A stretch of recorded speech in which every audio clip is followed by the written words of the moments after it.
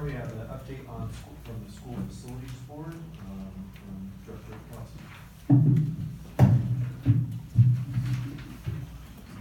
Hi, Director. Good afternoon, Governor, senior staff, and directors. Extra, read all about it. The district used bond money to maintain and repair school facilities.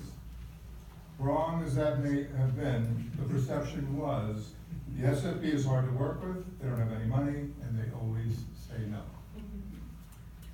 Good afternoon, my name is Paul Bakalis, and I'm the Executive Director for the School Facilities Board. Today, I want to share with you the transformation the team has accomplished by working the Arizona Management System and to create a strategy that informs the culture and indicates success. First things first. How did we find the challenge? How did we find it?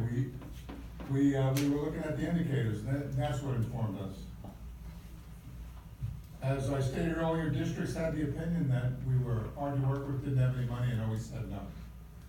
Certainly an under indicator was the results of our sunset audit. That started in March of 2017 with preliminary results shared in May of 2017. So what did we do? Well, we owned it, the results as well as the messaging. Some of the auditor's recommendations we had already recognized, and were either working on them or had corrective actions in place. Frankly, the team welcomed our new friends, the auditors, because we knew that they were just helping us get better, and they did. We are better, approaching great. What else did we do? Well, a lot. We started off by turning our organizational chart upside down. Understanding that our customers are our most important focus, and that our frontline people, our liaisons, and other team members are in place to support those relationships. And me, to make the resources available, knowledge, tools, so that they could be successful, and then to get out of their way. What else did we do? Well, we explored possibilities. There was a 7-step problem solving. We converted paper submittals to online applications. We presented at conferences to learn more about our customers. And then we engaged social media. We have a YouTube training channel videos. We had one-on-one meetings with our customers and stakeholders. We implemented a messaging campaign, partner and advocate, never adversary. And we owned that too, and defined ourselves consistent with that message. Let me share a success story.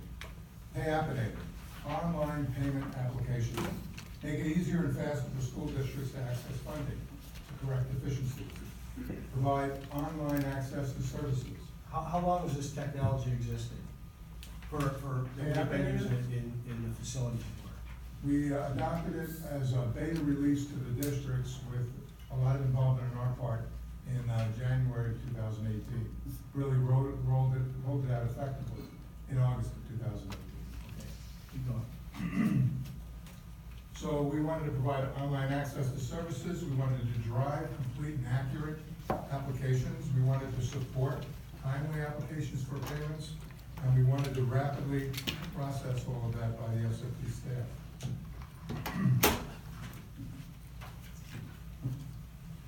How are we doing and what are we indicating and how are we indicating the process? Well, the AMS scorecard. In 2016, we had applications for payments that were submitted by the school districts from time to process, beginning with a paper application to application posted or payment posted of more than 100 days. Beginning with, and some of them were much more than that. Currently, with PayAppinator deployed, we're at 25 days overall, but with the PayAppinator 10 days and tracking toward our 7-day target. And PayAppinator is much more than just an online program for payments. It keeps track of not only the payments, but the remaining balances and district contributions. It tracks all the change orders, and it's a place where all the required documents reside. And each liaison has their own dashboard, as does our accounting and operations, but so does the district. So liaisons review their dashboard every morning and clear their day's most important activities first thing. So what are the results? Well, we've also deployed social media campaign to message, train, and empower districts to successfully apply for and receive funding. We put training videos on YouTube. We have a YouTube channel. We convey important information and happenings on Twitter. We're posting interesting information about the agency, as well as best practices on Facebook. Generally, keeping our customers informed about the SFB. And we've presented at conferences that district personnel attend, pounding the message, partner and advocate. And that we are easy to work with, we have more money than ever before, and we're diligently working to get to yes. We get all kinds of accolades from districts telling us and writing us emails and note cards saying, thanks for advocating for us as our partner. Some of the testimonials here are proof of that, but we get a lot, and one I'd like to read from Joseph City Unified School District. And it's it's signed by their superintendent, their principal, their athletic director, their business manager, and their principal. And it says, we want to take this opportunity to thank you all for your assistance in repairing our water boiler as an urgent building renewal grant. This enabled us to not only have hot water again, but in time for the Joseph City Wrestling Invitational at our high school. We're expecting 22 teams from all over the state and beyond to be in attendance. This is a big event for us, and we appreciate that you showed us in our time of need all the help and assistance we needed. And we recognize your help and the caring for our school. So what's the message today? Well, the SFB messaging for today is that as a customer, the districts are a customer, we want to earn your business because we have a compelling value proposition from which you derive benefit. So how's it going? Well, we have some great stories, of course. PayAppinator is just one of them. But just as a comparison to where we were and where we are, when I started a little less than 3 years ago, we did about 300 projects annually. This year we'll do about 1,200. Then we only had about 100 of the 217 districts that ever asked us for money. Today it's 190. Then the Building Renewal Grant was approximately 31 million, and the request in the 2020 budget is for 79 million.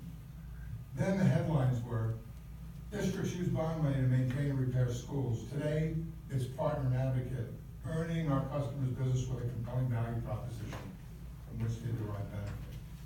I'm happy to answer any questions.